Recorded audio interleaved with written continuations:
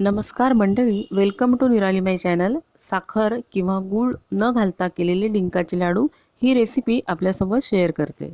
1 किलोच्या प्रमाणात हे लाडू मी केलेत.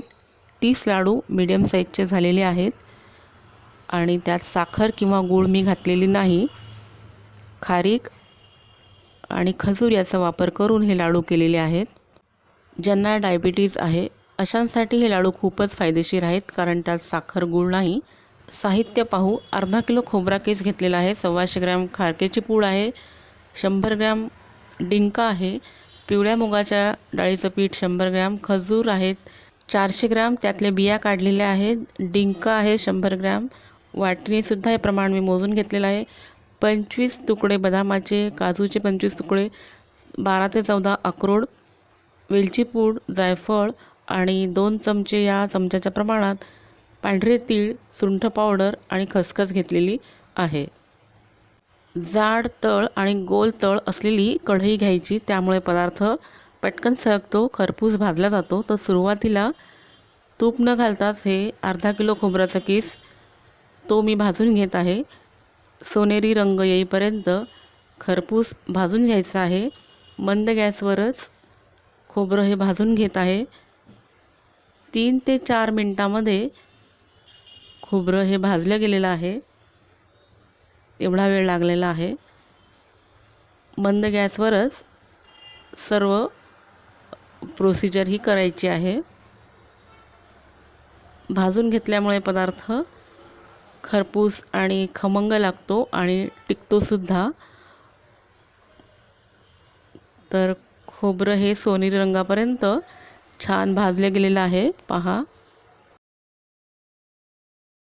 भाजलेलं खोबरं काढून घेतल्यावर त्याच कढईमध्ये 2 चमचे पांढरे तीळ, ती सुद्धा खरपूस भाजून घेते.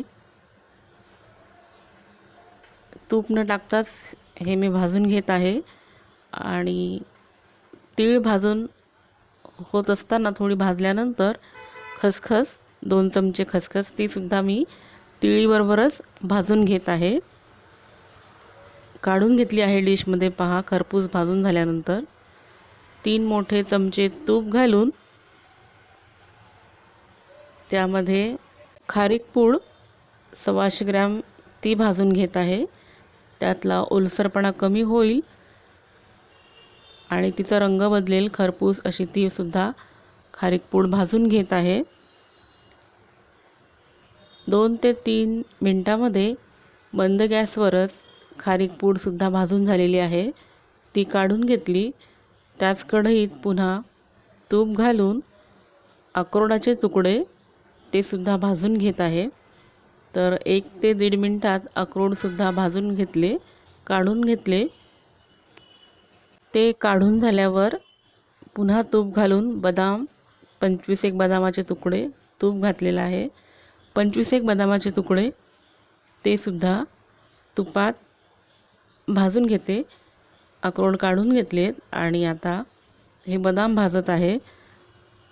1 ते 1.5 मिनटं, 2 मिनटापर्यंत छान बदामसुद्धा खरपूस भाजून घेते. भाजून घेतल्यामुळे पदार्थ हा टिकतो.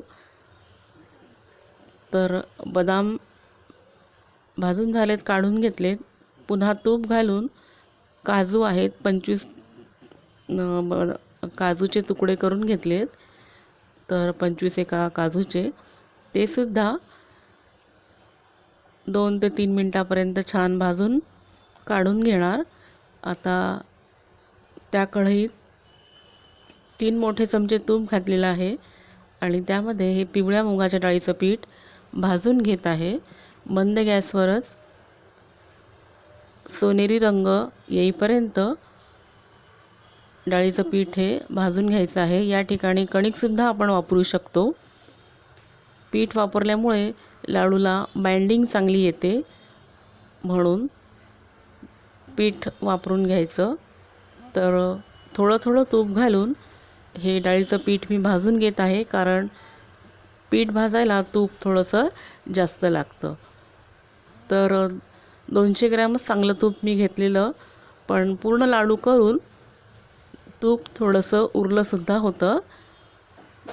तर थोडं थोडं तूप घालून पीठ हलकं होईपर्यंत हे मुगाच्या डाळीचं पीठ मी भाजून घेत आहे. 100 ग्रॅम पीठ घेतलेलं होतं. खरपूस भाजलेलं पीठ काढून घेतले. त्याच कढईत 3 मोठे चमचे तूप घालून त्यामध्ये आता डिंक थोडा थोडा करून तळून घेणार आहे. तर तूप चांगलं तापल्यावर डिंक हा तळून घेते आहे. तर तो थोडा थोडा करूनच तळून घ्यायचा, म्हणजे छान तळला जातो, कच्चा राहत नाही. तर 100 ग्रॅम डिंक आहे.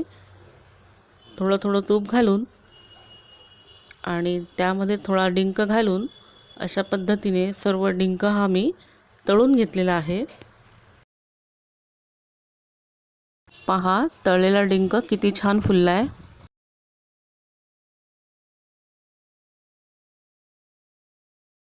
डिंक तळून झाल्यावर त्याच कढईत 3 चमचे तूप घालून खजूर बिया काढून घेतलेले आहेत. असे 400 ग्रॅम खजूर आहेत.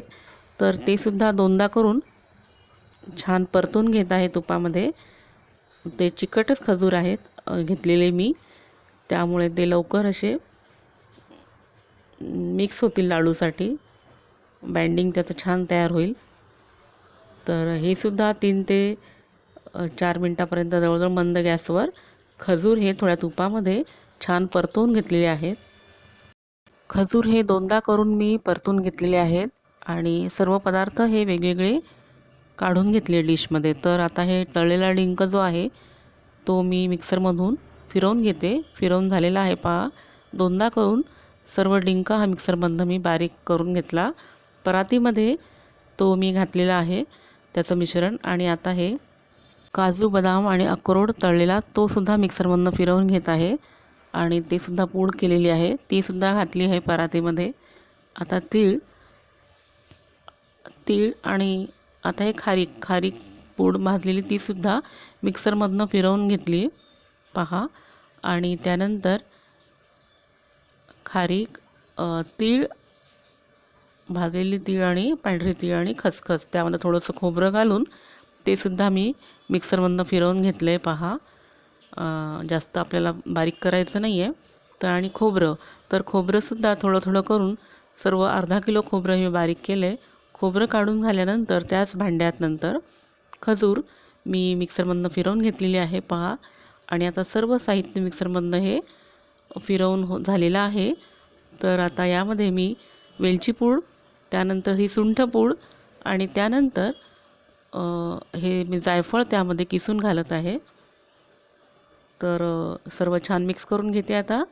आणि हे थोडंसं कोमट असतानाच सर्व आपण मिक्सरमधून बारीक केल्यानंतर लगेच ते त्याचं बाइंडिंग चांगलं असतानाच आपल्याला लाडू करायचे आहेत.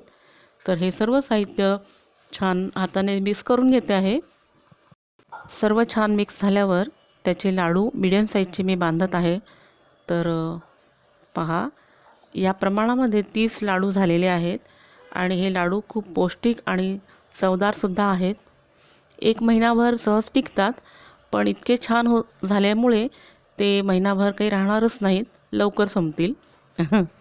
तर पहा, सुरुवातीला हे असे 4 लाडू मी आपल्याला दाखवते आहे. त्यानंतर अशाच पद्धतीने मीडियम साईजचे लाडू मी केलेले आहेत. खूप हेल्दी रेसिपी आहे. आपण ही नक्की ट्राय करून बघा, खाऊन बघा.